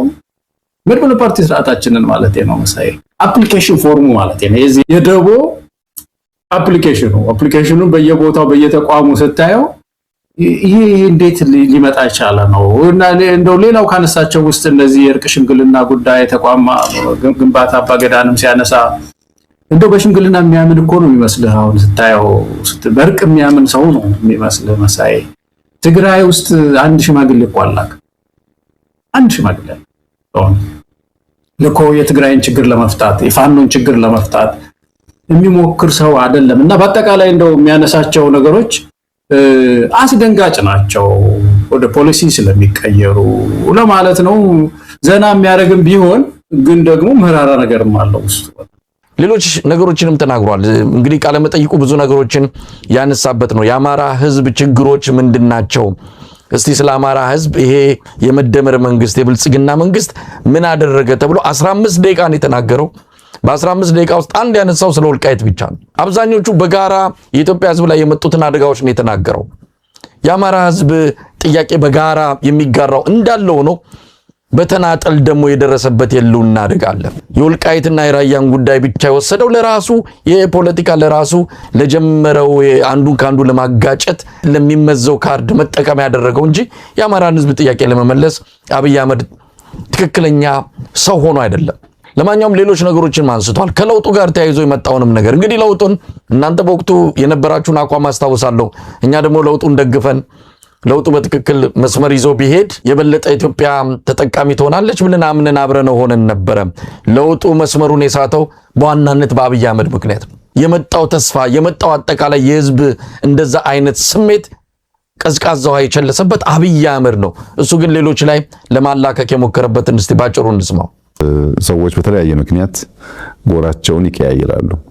እኔ የሚመስለኝ በሶስት ዋና ምክንያቶች ጎራ መቀያየሮች ያጋጠሙ ይመስለኛል። አንደኛው የተሳሳተ ስሌት የነበራቸው ግለሰቦች ናቸው። ልክ ለውጡ ሲመጣ አንተ ባህር ዳር ተቀምጠህ የሆነ ጉዳይ ጽፈህ ሊሆን ይችላል፣ ተናግረህ ሊሆን ይችላል። እኔ እዚህ አዲስ አበባ ሆኜ የሆነ ነገር አድርጌ ሊሆን ይችላል። አንዱ ናይሮቢ ሆኖ የሆነ ነገር አድርጎ ሊሆን ይችላል። ሁሉም ሰው ይሄን ለውጥ የጀመርኩት ያመጣሁት ያዋለድኩት እኔ ነኝ ብሎ አምኗል። ብዙ ግለሰቦች ያሉበት ሁኔታ አጠቃላይ ለውጡን መርቶ ከአንድ ጫፍ ለማድረስ የሚያስችል አለመሆኑ በግልጽ የሚታይ ቢሆንም ግን አምነዋል። ሰዎቹ እኔ ነኝ የዚህ ለውጥ ባለቤት፣ እኔ ታስሬ፣ እኔ አገር ተሰድጄ፣ እኔ እንደዚህ ሆኜ ያመጣሁት ይሄን ለውጥ እና ይሄ የመጣው ለውጥ እኔ በማስበው መንገድ መሄድ አለበት። ከተቻለ ምነክስ ካልተቻለ ደግሞ ማነክስ መሆን አለብኝ የሚል እምነት ያመኑ ሰዎች የተጋባባቸው ግለሰቦች ነበሩ። እነዚህ ግለሰቦች ለውጡ የብዙ ሰዎች ጥረት ብዙዎች ዋጋ የከፈሉበት በብዙ ድካም የመጣ እነዚያን ሰዎች በማስተባበር የሚመራ እንጂ የግለሰቦች ፍላጎት ለማሳካት የሚፈጸም አለመሆኑን ሲረዱ ሞክረው ሲያቀታቸው አውቶማቲካሊ የጎራ ለውጥ አሳይተዋል። ገለታው ብዙ ነገር ነው በዚህም ጉዳይ ላይ የሚያነሳው። በቅርብ አብረን የነበርንበት ብዙ ነገር የምናቅበት ሂደት ነው። አብይ አህመድ እውነት ለመናገር ከማናቸውም የተሻለ አስተዋጽኦ አድርጓል ብለን አናምንም።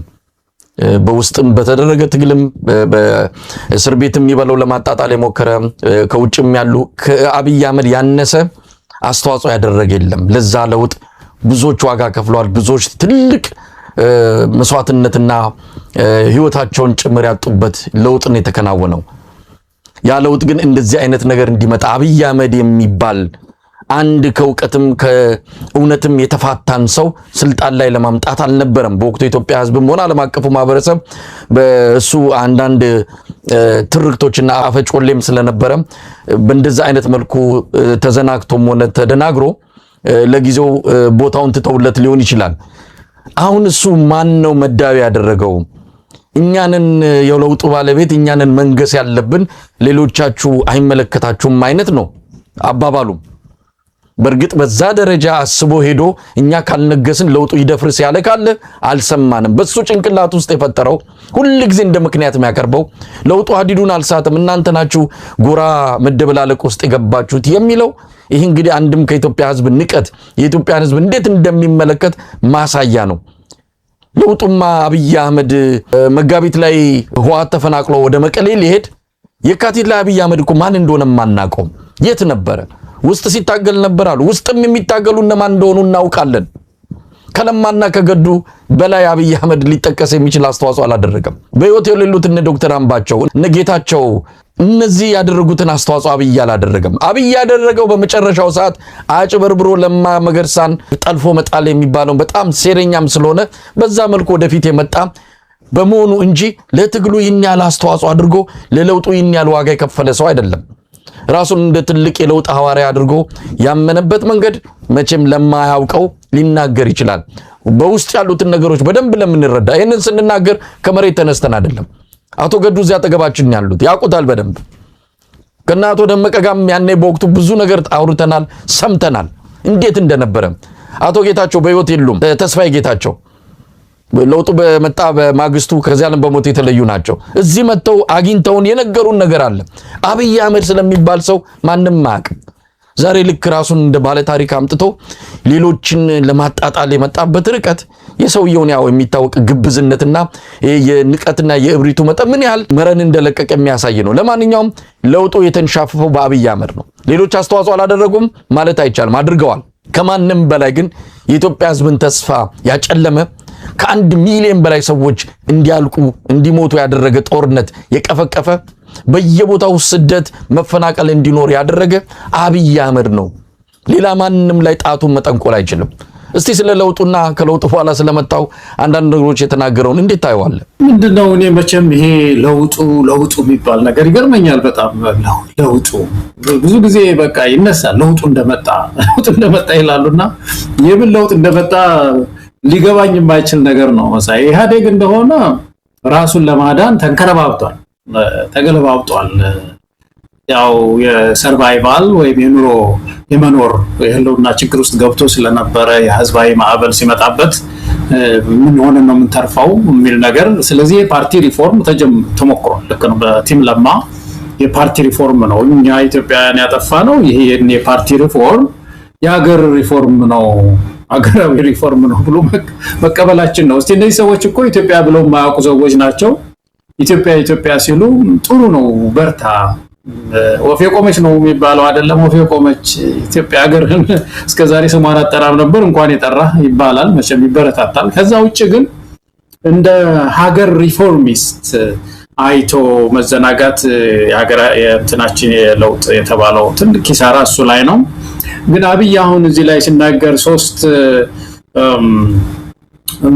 ነገሮች አሉ። በተለይ ዲያስፖራውን እና ብዙ ኢትዮጵያውያንን የጎራ መለወጥ ነው ያለው አይደለም። 3 ችግሮች አሉ ብሎ የጠቀሳቸውን ሳዳምጥ ያዳምጠን ይሆን መሳይ ምናልባት የሚከታተል ከሆነ ሶስት ችግሮች ለምን ከሱ ባቡር እንደወረዱ ሶስት ችግሮች አሉ። ሶስት አንደኛው አብይ አህመድ እድሎችን አለመጠቀሙ ነው ያፋታው። የመጡ ጥሩ እድሎችን አለመጠቀም። ለምሳሌ ምክክር ብሎ አሁን ከስንት ዓመት በኋላ የመጣበትን ምክክር እኮ ያኔ በሙሉ እናንተም የተሰባሰባችሁ ጊዜ ምንድን ማለት ነው? ያ ጥሪ ምን ማለት ነው? በመሰረቱ ጠመንጃ ያለው ትቶ ሲሄድ፣ ኦነግም ትጥቅ ሲፈታ፣ ግንቦት ሰባት ትጥቅ ሲፈታ፣ 40 ዓመት ተሰዶ የነበረው ኢትዮጵያዊ አዲስ አበባ ሲሄድ እንዴት ነው የሚቀበለው ያንን የለውጥ ኃይል የሆነ ሰው? ይሄ እኮ ሀብት እኮ ነው። ይሄንን ሀብት ምንድነው አድርጎ የሚመጣው? የመጀመሪያው ስራ ምክክር ነበር አይደለም? ያን ጊዜ ያ የምክክር ወር ነበር። አሁን ያ ማነው ስሙ ወንድማችን የትግራይ ክልሉ ፕሬዚዳንት ደብረጽዮን ያኔ በዛ ወራት እኮ ስለ ወልቃይት የተናገረውን ብታየው በጣም ይገርማል እኮ። ምንድነው ያለው? ማን ነው ወልቃይት የትግራይ ናት ያለው ማን ነው ማለት ያህል ነው። ምን አለ? ለምን ኦሮሞ ሁሉ አይወስደው? አሁን እኔ የሆነ የት ቦታ እንደሆነ አላውቅም፣ ጠራና ስም እዛ ሄጄ ብሰራ ብኖር ቀጥቅጣችሁ ልገሉኝ ነው፣ እኔ እኮ ኢትዮጵያዊ ነኝ ሲል ነበር። ያ የምክክር ወር ነበር፣ ህገ መንግስት የማሻሻያ ወር ነበር። ይሄንን ስላባከነው ህዝቡ ጠላው መስሎ በጣም ብዙ ሰው ይሄ የአበባ ጊዜ ረገፈባት ምድሪቱ። ይሄ ጥበብ ያጣ ሰውዬ ማኔጅመንት ስልጣን ብቻ የሚወድ መተው ምክክር ካደረጉ ምናልባት የሽግግር መንግስት ሊነሳ ይችላል ብሎ ይሄንን የአበባ ወር አረገፈ። በዚህ ነው አንዱ ከባቡር የወረዱት። ሁለተኛው ስለመደመሪያ ወራን የሚደምረው ኪሳራ ነው። ኪሳራ ደማሪ ነው። ኪሳራ ነው የሚያባዛው፣ ኪሳራ ነው የሚደምረው። ኢኮኖሚውን ተመልከተው፣ ኢንፍሌሽኑን እንመልከት፣ የኑሮ ውድነቱን እንመልከት። እሳት ላይ እሳት ኑሮ ውድነት ላይ ኑሮ ውድነት ጥንድ ቁጥር ነው የሚጋልበው። ይሄ እንዴት ነው ዲያስፖራውን የማያስከፋው? እዛ ቤተሰቡ እየተራበ ድሮ እኮ ዲያስፖራው አንድ ሰው ይረዳ የነበረው በህወሓት ጊዜ አንድ ሰው ይረዳ ነበረ፣ ያጎቱን ልጅ ያስተምር ነበረ። ምን ይላል ያን ጊዜ? አገራችን እኮ የተሻለች ብትሆን ኖሮ እኔም እዚህ ትምህርቴን መቀጠል እችል ነበር፣ እዛ መርዳት አልችልም ነበር ሲል ነበር። አሁን 10 አረገለት አብይ አህመድ መጥቶ በሙሉ ያክስት ዘመድ የምናምን በሙሉ ስራ ያለው ሁሉ ከቤት ክራይ ለመፈናቀል ነው መኖር አልቻልኩም ያለው። እና ይሄ እንዴት ነው ከባቡር የማያስወርደው? ይሄ ጠንካራ እንዴት ጥያቄ አልሆነም ለዲያስፖራ? አገር ቤትም ያለው ኪሳራ ደማሪ ስለሆነም ኪሳራ ማኔጅመንት ያለው ይሄ ክራይሲስ ማኔጅመንትን ይዞረዋል መሳይ። በጣም የሚያስገርም ነገር ይሄ ነው፣ ይዞራል። የኢኮኖሚ ኪሳራ ከገጠመ ብልጭልጭ ነው የሚቀጥለው፣ ኢግኖር ነው የሚያደርገው። ምንም እንዳልተፈጠረ በምድሪቱ ውስጥ የኑሮ ውድነት እንዳልተፈጠረ ነው የሚያደርገው። በኢኮኖሚ ክራይሲስ ውስጥ ስታየው የጸጥታ መደፍረስ በምድሪቱ ውስጥ በሙሉ ተናግቶ ኢትዮጵያ ቴሌቪዥን አንድ ነገር እንዳትናገሩ፣ አንድ ነገር እንዳትናገር፣ ኮሪደር ብቻ በሉ ኢግኖር ነው የሚያደርገው የጸጥታ ችግሯን፣ የኢትዮጵያ የጸጥታ ችግር እና በኪሳራ ላይ ኪሳራ። ይሄ ክራይሲስ ማኔጅመንት ምንለው የለውም። በዚህ ነው ሶስተኛው ኢትዮጵያውያን በህይወት ዘመናቸው ስለ ሀገር ህልውና ብዙ አስበዋል። የሀፓዎች አሉኝ ብዙ ጓደኞች እንደ ምክር የሚሰጡኝ የሀፓ እንትኖች ከፍተኛ አመራር የነበሩት ማለት ነው። ወቅቱ አስበን ያን ጊዜ የኢትዮጵያ ህልውና ብለን አይደለም የምንታገል የነበረው፣ የዲሞክራሲ ጥያቄ ነው ጥያቄያችን አሉ። የዲሞክራሲ ጥያቄ ኢትዮጵያ እንዴት ነው ወደ ሽግግር የምትገባው ነው እንጂ የኢትዮጵያ ህልውና አሰጋን ብለን ሰግተን አናውቅም። በኢህአዴግ ጊዜ የተወሰነ ስጋት ነበር፣ ግን ኢትዮጵያዊ ውጭ ሀገር ያለው አገር ቤት ያለው ሶስተኛው አሁን በዚህ ሰው ጊዜ አገራችን ምን ልትሆን ነው ትልቅ ስጋት ውስጥ የገባው። መረጋጋትን አያመጣም፣ ህልውናዋ ይቺ ምድር ይቺ ታላቅ አገር አደጋ ውስጥ ወደቀ የሚል ነው። ከዚህ እነዚህ ሶስት ትላልቅ ግዙፍ ምክንያቶች ናቸው ያራቁት። ስለዚህ እንደው ቀጠና አድርጎ በዚህ በማስተዋል እጦት ግብታዊነት ምናምን የሚለው ነገር በጣም ነው የገረመኝ። እንግዲህ ሌሎቹን የቃለ መጠይቁን ሐሳቦች እንደው ባጭሩ ልዘርዝራቸውና በዛ ላይ ያለን ሐሳብ ታጋራናለህ። እንግዲህ የሰኔ 15ቱን በአማራ ክልል የተፈጸመውን ግድያ በተመለከተ የተሳሳተ ትርክት እንደነበረ ሐሰተኛ መረጃዎች ሲሰራጩ እንደነበረ የጠቀሰበት የሴረኞች መጠቀሚያ ሆኗል አማራ ክልል እንዲሁም በአጠቃላይ በአገሪቱ ላይ የነበረውን አደጋ የበለጠ እንዲባባስ ያደረገ ክስተት ነው ብሎታል። ሐሰተኛ ብሎ የገለጸውና እሱ ያለበትን ሁኔታ የጠቀሰበት ክፍል ደግሞ አስቂኝ ነው። አዲስ አበባ ነበርኩ እኔ በወቅቱ ባህር ዳር ነበርክ ተብሎ ሲወራ ነበረ። ይሄ ሆን ተብሎኛ የሴራው አካል ወይም ደግሞ የችግሩ ዋና ተጠያቂ ለማድረግ የሄዱ ሰዎች እንዲህ አይነት ትርክት ሲጠቀሙ ነበር አለ። አዲስ አበባም ሆኖ ማድረግ ይችላል እኮ ባህር ዳር መሄድም ሳያስፈልገው አዲስ አበባ ሆኖ ማድረግ የሚችለው እንዲህ አይነት ተራ ነገር ተራ ምክንያት ይዞ የመጣበት ነው። እንደውም የበለጠ በራሱ ጊዜ ችግሩ ባለቤት የሴራው ዋና ጠማቂ እንደሆነ በራሱ አንደበት ያረጋገጠበት ነው። ምንም የሰጠን ማረጋገጫ የለም። እንደው በቀረው የቃለ መጠይቁ ክፍል በአጠቃላይ ምን ነገሮችን አየበት? እንግዲህ እንትኖቹ በጣም ፋብሪኬትድ ናቸው። የሆነ ፖለቲካ ዓላማ ኖሮ ተዘጋጅቶ ነው የመጣው። ይቺን የሰኔ 17ቷንም እሷንም ማንሳት ፈልገዋል። በዚህ እንትን ጊዜ ማንሳት ፈልጓል። እሱ ከተጠያቂነት በተለይ አንዳንድ የሚጠረጠረው እሱ ራሱ ያነሳው እዛው ባህር ዳር ሆኖ ነው በዚህ ላይ እጁ አለበት የሚሉ መረጃዎች እየወጡ ነው። ዶክተር ሚልኬሳም ደግሞ የሚያቀርባቸውን ትንታኔዎች ዝም ብሎ ብዙ ሰው በቀላሉ አያይም እና መረጃዎች እየወጡ ስለሆነ በተለይ አሁን ወደ ትግራይ አካባቢ ዱብ ሲል እዚህ ከአማራ ሕዝብ ጋራ በተቻለ መጠን እንደው የተወሰነ ሽረት ነገር አምጥቼ እሱንም አስተባብሬ በትግራይ ደግሞ ዘምታለሁ የሚል ጋር የተያያዘ ነው የሚመስለውና አጠቃላይ በብዙ ሸፍጥና በብዙ ውሸቶች የተሞላ ነው ያየሁት። መሳይ የዚህ የኦሮ አማራ ጥምረት እንደገና በተወሰነ ደረጃ የማምጣቱ እቅድ ያ ነው። የአማራ ህዝብ፣ የኦሮሞ ህዝብ፣ የትግራይ ህዝብ፣ የኢትዮጵያ ህዝብ በአጠቃላይ ይህን አላጣው። ምንም የምናስተምረው ነገር የለም። በእውነት የኢትዮጵያ ህዝብ ተዋልዶ ተከባብሮ አንተ ትብስ አንቺ ትብሽ ተባብሎ የኖረ ህዝብ ነው። ፖለቲከኛ እየመጣ ዝም ብሎ ሲያናቁረው ነው የኖረው። ይሄንን የሚያከዝብ ነው፣ ጠንቅቆ የሚያውቅ ህዝብ ነውና በሁለቱ ህዝቦች መካከል ያለን ትስስር ለማስረዳት መሞከርም ሌላ የፖለቲካ ሂሳብ የዚህ ኦሮ አማራ ጥምረት የመፍጠር አይነት ስሌት ነው የሚመስለው። ህብረተሰባችን መንቃት ነው ያለበት ነው። ሳይ ከዚህ በጣም ሸፍት ከተሞላበት ንግግሩ የተማርኩት ይሄንን ነው። ገለታው እንግዲህ የቃለ መጠይቁ አጠቃላይ ግብና ተልእኮ የአማራን ህዝብ ዳግም ልብ አገኛለሁ ብሎ ይህን ሁሉ መከራ ያመጣ በኢትዮጵያ ታሪክ ውስጥ የአማራ ህዝብ ተነጥሎ የሉና አደጋ ደረሰብኝ ብሎ ከሚገልጻቸው የታሪክ አጋጣሚዎች ዋናው አብይ አህመድ በስልጣን ያለበት ዘመን ነው። እንደ አብይ አህመድ ለአማራ ህዝብ ጠላት ተፈጥሮ ማያውቅም። ይህን በግልጽም ቋንቋ ተናግሮታል በተደጋጋሚ። እንደ ሌሎቹ በስውር አይደለም። እነ ታዬ ደንደአ በተደጋጋሚ ነግረውናል ለአማራ ህዝብ ያለውን ጥላቻ በተግባርም አሳይቷል። የአማራ ህዝብ ወደ አዲስ አበባ እንዳይሄድ በጥፊ የተመቱ ቄሶች እንዲመለሱ ያደረገው የአብይ አህመድ ስርዓት ነው። አዲስ አበባ ላይ ያን ሁሉ መፈናቀል ወደ 1 ሚሊዮን የሚጠጋ ኢትዮጵያን እናፈናቅሏል።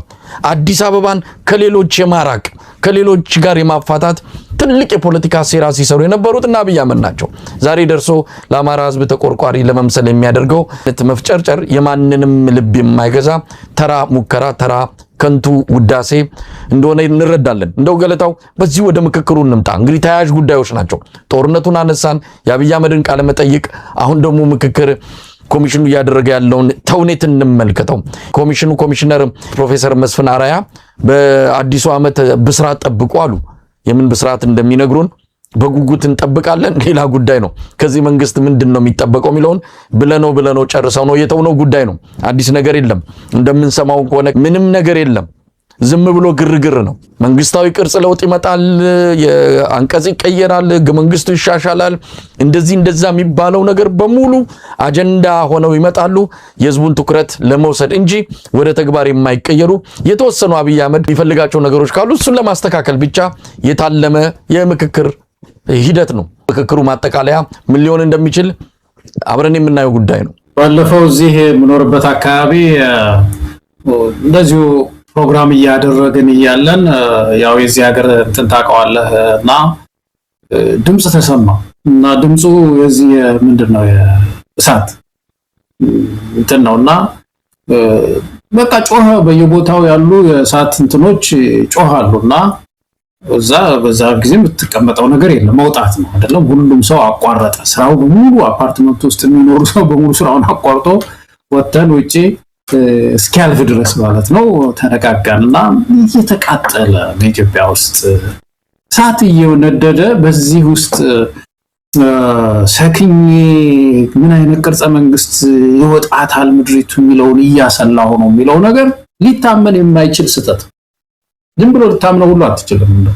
ኢትዮጵያ ውስጥ ምን እየሆነ ነው ያለው የሚለው ነገር በጣም ያሳስባልና አንድ ይሄ ነው የሚታየኝ መሳይ። በነገራችን ላይ የመን ውስጥ ተመሳሳይ ነገር ያደርጉ ነበር። የመን ሰዎችም እንደዚሁ ምክክር ዘግተው ነበር፣ በዝግ ነበር የሚደረገው። ምን ይላሉ? በቃ አታስቡ መፍትሄ ይዘን እየመጣን ነው ዱብ ዱብ በሉ ምናምን ሲሉ ቆዩና መጨረሻ ላይ አንድ ካርታ ይዘው ወጡ እና ይሄ ካርታ የመንን 6 የከፈለ በ6 ክፍለ ሀገር የከፈለ ካርታ በቀለም በቃ ጥሩ አድርገው አሳብደው አምጥተው የየመን ፌዴራሊዝም ተከታይ ናት 6 ትሆናለች አሉ። ከዛ እንግዲህ ተመልከቱ፣ የሰሜንና የደቡብ ውህደት ይታወቃል። የመን ውስጥ ደቡቦች ለብቻቸው ቆዩ፣ እንደ ሀገር ሶሻሊስት ነን ባዮች ናቸው። ወደዚህ ነው እንደገና መጥተው የተቀላቀሉት አንድ ሀገር እንሁን በሚል የራሳቸው ጥያቄዎች አሏቸው። ኖርዞ አለ፣ ሁቲዎች አሉ። በመሃል ይችን ሲሰሙ ይህን ካርታ ሲያዩ ደቡቦቹ ለሁለት ነው የተከፈለው የነበረው። የደቡብ የመን ለሁለት ክፍለ ሀገር አድርገውታል እና እኛን ሁን ብሎ ለመክፈል ነው ለመከፋፈል የተደረገ ሴራ ነው በሚል ታጠቁ። ሁቲዎች ያው ወደ መሃል መጡ እንደምታውቀው በኋላ እና የመን ውስጥ ምክክር ክብሪት ለኩሶ አቃጠላት የመን እና በኋላ ተጠንቷል። ምንድን ነበር ችግሩ? የየመን ምክክር ችግሩ ምክክር በራሱ መጥፎ ስላልሆነ ማለት ነው። እና ምንድነው የተፈጠረው ነገር ሲባል አንደኛ የመን ልትቀበለው አሁን በዛ ሰዓት ልትተገብረው የተዘጋጀ ልብ አልነበራትም። ጊዜ ያስፈልገው ነበር። ቢያንስ በአንዳንድ ጉዳዮች ላይ መስማማት፣ ለምሳሌ የፌደራል ስርዓቱ መስተካከል ይኖርበታል ብሎ አጠቃላይ እምነት በመያዝ ፋንታ ካርታ ስለው መጡ። በዛው ለሊት ማለት ያንን የቴክኒክ ቡድን አቋቁመን ቀስ እያለ ይፈታ የሚል ነገር አይደለም። በቃ ካርታውን ስለው የፌደራል ስርዓቱ በዚህ ነው የምንከተለው ሲሉ የመንን አነደዳት ያውጤት እና እኔ እነዚህ ሰዎች አካሄዳቸው የምክክር ኮሚሽኑ አካሄድ በጣም ያሰጋኛል። እንዳንድ ኢትዮጵያዊ ውጤቱ በአዲስ አበባ ጉዳይ ላይ በሞያሌ ላይ በዚህ በወልቃይት ጉዳይ ላይ ወዘተርፈ ሁሉንም ውጭ ገፍትረው አስቀምጠው ስለሆነ ይሄ ነገር ያሳስበኛል። መሳይ እንደው ይሄንን ካልኩ በኋላ መሳይ ዛሬ አንድ ነገር በትህትና ልጠይቅህ ነው። ይሄ ፕሮግራም አውቃለሁኝ እንትን ነው የማንቃት ስራ ነው። በተቻለ መጠን ለመስራት እንሞክረው መረጃ ማቀበል እንጂ የማስተማሪያ ፕሮግራም አይደለም። ግን ወጣቶች ጥቂት ነገር እንደው በ3 ደቂቃ በ4 ደቂቃ ውስጥ እንድጨርስ ከፈቀድክልኝ ምክክሩን በሚመለከት ወጣቱ በተለይ ወጣቱ እንዲከራከር ሽንጡን ገትሮ እንዲከራከር እንደው አንድ ሐሳብ ለማቀበል ነው። እንዳልኩ መሳይ ይሄንን እዛ ቴሲስ ከጻፍኩ በኋላ የኢትዮጵያ ሶሻል ካፒታል ምንድነው ለምንድነው የበነነው ወይም የተነመው ኢቫፖሬት ለምንድነው ያደረገው በዚህ ደረጃ የሚለው ነገር ከፕሮፌሰር ጋር ሲያማክሩኝ ወደ ሌላ ጥናት እየወሰደ መጣና ይሄ ጣምራ ፌደራሊዝም አንተም ታውቀዋለህ። ይሄን መጽሐፍ ስጽፍ ነው የተማርኩት። እንግዲህ ይሄንን ሐሳብ ኢትዮጵያ ኤምባሲ ውስጥ ያን አምባሳደር ፍጹም ነበሩ የነበሩትና ያን ጊዜ እሳቸውን ፕሮግራም ተዘጋጅቶ ኤምባሲ ውስጥ ተዘጋጅቶ ምሁራን ተሰብስበው ተመካክረውበት ነበር። ብዙ ምሁራን ተመካክረውበት ነበር እና እዚህ ውስጥ ያገኘሁትን ነው ሼር ማደርጋቸው። ኢትዮጵያ ውስጥ ምክክር የሚባለው ነገር በመጀመሪያ ደረጃ አሁን ያሉት 8ቱን አጀንዳዎች ወርውሮ ወይም ደግሞ በጣ አከፋፍሎ አንተ አዲስ አበባን ያዝ፣ አንተ ፌደራል ስርዓቱን ያዝ፣ አንተ ምናምን የሚባሉ አይደሉ። አንድ ጉልህ ምክክር አጀንዳ አለ ኢትዮጵያ ውስጥ ሁሉም የሚወያይበት። መጀመሪያ 4000 ከሆነ 4000 ግን ያው ኢንክሉሲቭ አልሆነም። እሱን ትተን ማለት ነው እንደ ምክክር ስለ ምክክር ስናስብ ይሄ ትልቅ አጀንዳ ምንድነው? ኢትዮጵያ ውስጥ ያሉ የሁለት ተቃርኖዎች አሉ። እንግዲህ የተጠኑ ብዙ ሰው የሚያውቃቸው ሁለት ተቃርኖዎች አሉ። ያስተምሮ ተቃርኖ ነው የሚባሉት። አንዱ ፕራይሞርዲያሊዝም ይባላል፣ ሁለተኛ ኮንስትራክቲቪዝም። ፕራይሞርዲያሊስቶቹ ምንድነው የሚሉት? ብሔር አይነኬ ነው፣ ዝም ብለህ ሊቀመንበር ጸሐፊ ምናምን ፈጥረህ የምታዋቅረው አይደለም፣ ተፈጥሯዊ ነው። ይሄ ተፈጥሯዊ ክስተት ወይም ደግሞ ተፈጥሯዊ ማንነት መሬት ሊኖረው ይገባል፣ አስተዳደር ሊኖረው ይገባል። ካስፈለገም ደግሞ አሁን ህገ መንግስቱ እንደሚለው በቃኝ ካለም ደግሞ ጨርቁን አንጠልጥሎ ሊሄድ ይችላል የሚል በዚህ ደረጃ የተለጠጠ አስተሳሰብ ያላቸው ፕራይሞርዲያሊስት ይባላሉ። ለሂቃን አሉባት ምድሪቱ፣ ተወደደም ተጠላም ይሄ እነዚህ ለሂቃን በቅለውባት። በሌላ በኩል ደግሞ ኮንስትራክቲቪስት ይባላሉ። ኮንስትራክቲቪስቶቹ ደግሞ ምንድነው የሚሉት? የለም ብሔር ስሪት ነው፣ እንደ ቁብ እንደ እግር ኳስ ክለብ ምናምን ባታቋቁመውም ግን በሂደት የሚፈጠር የሰው ልጆች አንድ እንትን ነው፣ ክስተት ነው፣ ይፈጠራል። ስለዚህ እኔና መሳይ አማሮች ልንሆን እንችላለን፣ በአማርኛ ተናጋሪ፣ ነገ ኮንሶ ውስጥ ተወልደን ብናድግ ነው ኮንሶ ነው የምንሆነው ነው የሚሉት። ስለዚህ ይሄ የተፈጥሮ ስላለው ዝም ብለህ መሬትን ሰጥተው ፖለቲካ ማደራጃ አድርገው ከዛ ሀገራዊ ህብረት ልትመሰርት አትችልም። እነዚህ ሁለት ያስተምሮ ቅራኔዎች ናቸው ያሉት ኢትዮጵያ ውስጥ። እነዚህ ሁለት ቅራኔዎች ቅርጸ መንግስቱን ቀይረውታል። እነዚህ ሁለት ቅያሬዎች ካፒታል ሲቲን ይቀይራሉ። እነዚህ ሁለት ቅያሬዎች ህገ መንግስት ጽፈዋል። እነዚህ ሁለት ቅራኔዎች የፌደራል መንግስቱን ይቀርጻሉ ማለት። ስለዚህ ኢትዮጵያውያን የመጀመሪያው ስምምነት መሆን ያለበት ካፒታል ሲቲ ላይ ከመነጋገር ፌደራል ስርዓቱ ላይ ከመነጋገር የመጀመሪያው ስምምነት የአንድ ፕሮግራም እድል ሰተኝ እዚህ ያዘጋጀሁት ነበር መሳይ ህብረታችን የሚለው ላይ የኢትዮጵያን ለኢትዮጵያ የብሔርን ለብሔር የኢትዮጵያን ለኢትዮጵያ የብሔርን ለብሔር ማለት ነውና ብሔር ጠቅልሎ ወሰደውን ለኢትዮጵያ የሚሰጠውን ይስጥ የሆነ ነገር ለምሳሌ መሬት ወስዷል፣ የፖለቲካ መደራጃን ወስዷል። አሁን ባለው ህገ መንግስት ማሊያ ለብሷል፣ የፖለቲካ ማሊያ እሱ ነው ተጫዋቹ እና ይሄ ሁሉ ይገባዋል ወይ ኢትዮጵያስ ምን ትሆን ብሎ ምክክር ከተደረገ በኋላ የኢትዮጵያ ለኢትዮጵያ የብሔር ለብሔር ከሰጠን በኋላ ከዛ በኋላ ያሉ የፌደራል አሬንጅመንቶች የካፒታል ሲቲ ምርጫዎች የቅርጸ መንግስት ምርጫዎች በሙሉ ቀላል ይሆናሉ ማለት ነው። ስለዚህ የመጀመሪያውን ትቶ አሁን ይሄ አሁን ያለው ምክክር ዘሎ አዲስ አበባ ለምሳሌ ሰጥቷል። እስቲ አሁን ተመልከት። ለምሳሌ የፌደራል ስርዓቱ ላይ የሚወያዩ ሰዎች አሉ፣ እዚህ አዲስ አበባ ላይ የሚወያዩ አሉ። የፌደራል ስርዓቱ ላይ የሚወያዩት በአጠቃላይ በድምጻቸው የብሔር ፌደራሊዝሙ ይቀጥል ቢሉ፣ እዚህ ደግሞ አዲስ አበባ ላይ የሚወያዩት ደግሞ አዲስ አበባ የስቴት ትሁን ቢሉ ተጋጨ ማለት እኮ ነው ውጤቱ። በየትኛው ዶክትሪን ውስጥ ልንኖር ነው? ምክንያቱም ብሔርም አይደለችም ብሔረሰብም ስላልሆነች በየትኛው መዋቅር ውስጥ ፌዴሬሽን ምክር ቤት እናስቀምጣታለን። ስለዚህ እንደዚህ እርስ በርሳቸው የተሰናሰሉ ያልተጠኑ ናቸውና እኔ በምክክር ኮሚሽኑ ማዝ ነው እነዚህ አሁን በጣም ውስብስብ ጉዳዮች አልነበሩም። ስንት ዓመት ሙሉ የቆየ ምክክር ኮሚሽን እነዚህ የአጀንዳዎቹን ባህሪ አጥንቶ መጀመሪያ ይህን ጉዳይ እንተኩስ፣ የሀገር መንግስት ግንባታው ላይ ብሔር ብሔረሰብና ህዝብ ዲፋይን ይደረጉና ከዛ በመለስ ያለው ቅርጸ መንግስት መስፋቱ ሌላ ተቀጣይ ጥያቄ ነውና ሁላችንም መጀመሪያ ላይ እናተኩር የሚለውን ትተው እዛም እያሉ ነውና ውጤቱ ዞሮ መሳይ አሁን ልጨርስ በዚሁ ውጤቱ ዞሮ የሚያሰጋን ይዘው የሚመጡት ነገር ውጤት ኢንክሉሲቭ ስላልሆነ አሁን የወልቃይትን ችግር ይፈታል ወይ? እንዴት አድርጎ ሊፈታው ይችላል? ትግራይ የለችም አይደለም። በአጠቃላይ ወልቃይት ጉዳይ ላይ ውይይት ለማድረግ የለችም። የአማራ ጥያቄ ያለን የሚሉ ኃይሎች በሙሉ የሉ። ስለዚህ ይሄ ጉዳይ ዞሮ ግጭት እንዳያመጣብን እንደ የመን እንዳይሆን ወይም ደግሞ ዝም ብሎ ከሽፎ እንደ ካሜሩን እንዳይሆን እንደ ሱዳን እንዳይሆን ኢትዮጵያውያን እኔ ሃይ ማለት ያለብን ይመስለኛል። ያለ ጊዜው የተወለደና በገለልተኝነት ሊያገለግል የማይችል ኮሚሽንም ነው።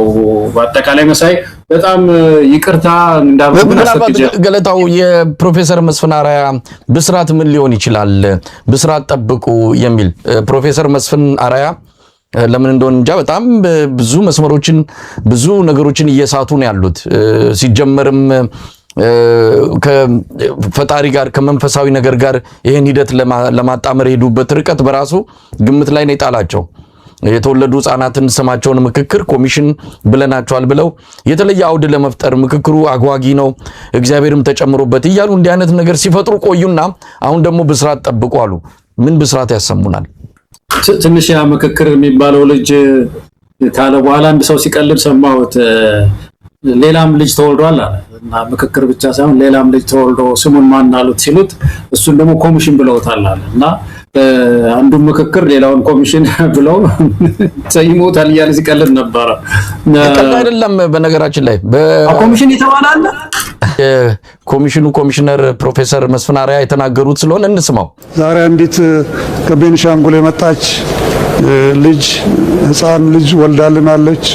ስሙም ኮሚሽን ተብሏል። በጣም ደስ ብሎናል። ስለዚህ በቀደም ምክክርን አገኘን፣ ዛሬ ኮሚሽኑን አገኘን። ስለዚህ ቀስ እያሉ ሁሉም ክልሎች አዲስ አበባ ላይ አንዳንድ ስጦታ እየሰጡን መሄዳቸው የማይቀር ነገር ነው በዚህ በ30 ቀንና ይሄንን ነገር መክፈቻውም ላይ ብየው ነበር። ይሄ ደስ የሚያሰኝ ነው። በጣም ነው ያሳቀኝ መሰለኝ። እኔ አላየሁም ይሄንን አላየሁም እና እኔ ደግሞ ልጁ የሚቀልድ ነበር የመሰለኝና የሀገራችን ነገር ለማናቸውም እንግዲህ ኮሚሽን አለ ማለት ነው። ሌላ ኮሚሽን የሚባል ልጅ ደግሞ እንደው ግን ምንድነው አጠቃላይ ከነዚህ ሰው ከንግግሩ የምንረዳው ነገር አየው ፕሮሰሱን ሂደቱን ገዳም ነው። በጣም ገደኛ ነው። የተወለድንባቸው አካባቢዎች ቤት በብዙ ኢትዮጵያውያን ዘንድ ዝም ብለህ ስትት አሞራ ምንድነው አደናቀፈኝ ሳይሆን አቋረጠኝ ባዶን ስራ የያዘች ሴት አቋረጠችኝ ምናምን አይቀናኝም፣ እንቅፋት መታኝ አይቀናኝም፣ የለም ደግሞ እንደዚህ አይነት ነገር አጋጠመኝ ይቀናኛል፣ ቀኝ እግሬ መታኝ ይቀናኛል ምናምን የሚል ማህበረሰብ ነው እንደምታውቀው። ይሄ ትውፊት አለውና ከዛ ጋር አያይዞ በተቻለ መጠን ገደኛ ነው የሚለው ነገር ባለፈው አንተ ያልከው ነው። ሳይንቲፊክ አለመሆኑ ሳይንሳዊ አለመሆኑ አንድ። ሁለተኛ ግን ህብረተሰቡ እንዳይነቅፈው ሂደቱን እንዳይተች ፕሮሰስ በምክክር ውስጥ ሂደትና ውጤት ነው አይደለም የሚጠበቀው። ሂደት በጣም ወሳኝ እኮ ነው ለጥሩ ውጤት። ፕሮሰስ በጣም ወሳኝ፣ የተፈተሸ የተቆነጠጠ ፕሮሰስ። እዚህ ጋር ተሳስታችኋል። ኢንክሉሲቭ መሆን አለበት ፕሮሰሱ። ልክ አይደለም እኮ ያለ ሰው ብዙ ሰው የሚጮኸው እኮ ውጤቱ እንዲያምር እኮ። ፕሮሰስ ብቻውን ዋጋ የለውም። ፕሮሰስ ጥሩ ሆኖ ውጤት ካሌለ ዋጋ የለውም። ውጤት ደግሞ ላይ ማነው ውጤቱ ደግሞ ጥሩ ሆኖ ፕሮሰሱ ጥሩ ካልሆነም ደግሞ ብዙ ጥያቄ ያስነሳ፣ ያደናቅፈዋል በብዙ ነገር። ስለዚህ አሁን ያንን ሂደቱን ያለውን ፕሮሰሱን ሰው እንዳይነቅፈው ከትውፊቱ ጋር ከሃይማኖቱ ጋር ያገናኙና እንዲቀድሰው የማድረግ ነገር ይሄ በጣም የማይጠበቅ ከአንድ ገለልተኛ ምክክር ኮሚሽን የማይጠበቅ ነገር ነው ሲያደርጉ የሚታየው። አጠቃላይ ግን የዚህ የምክክር ኮሚሽኑ ያው አሁን ባለፈው ያልነው ነው። ይሄ መንግስትን በስልጣን ላይ የማቆየት መጠቀሚያ የመሆን ፍላጎቱ እያደገ ስለመጣ ምናል ነው ይነዳል። አሁን ይሄን ባቡር አያቆምም ሄዶ። ስለዚህ በስርዓቱ ምን ሊሆን ይችላል ነው ገለታው። እሳቸው ጠብቁ ያሉት በስርዓት እንደው በግምት ልንገምተው እንችላለን። አንደኛ በስርዓት እነሱ ምን ሊያሰሙ ይችላሉ? መጀመሪያው ነገር እኮ የዚህ ምክክር እኮ ምክረ ሐሳብ እኮ ነው የሚያቀርቡ። ውሳኔ መቼም ይዞ አይመጣም አይደለም፣ አልተሰጠውም የውሳኔ ስልጣን። በዚህ መንገድ ይሄ ውሳኔ ተላልፏል ወይም ብሎ አዋጅ አያስነግርም። ምንድነው የተስማሙባቸው ዶክመንቶች አሉ ተብሎ ያንን ዶክመንት ከአብይ አህመድ ጋር ተጨባብጠው ነው የሚያስረክቡት አይደለም፣ ለካቢኔ ነው የሚያስረክቡት ወይም ደግሞ ለፓርላማ እንግዲህ ላሉት የመንግስት አካላት ነው የሚለው፣ ለካቢኔ፣ ለፓርላማ፣ ለፍርድ ቤት ለእንደነዚህ ነው የሚያስረክቡት። ስለዚህ ሄደው እዛ ሲሰጡ ተጨባብጠው እንኳን ደስ ያላችሁ ሊሉ ነው ማለት ነው። ከዛ ውጪ እኔ ምን በስርዓቱ ማለት ነው። አዎ እሱ ነው። ከዛ ውጪ እኮ ያኛው እኮ አሁን ከተቀበለ በኋላ እኮ ላስፈጽሙ ሁሉ ይችላል። ምሳሌ አንዳንድ እንትኖችን ሂደቶችን እኮ ምክንያቱም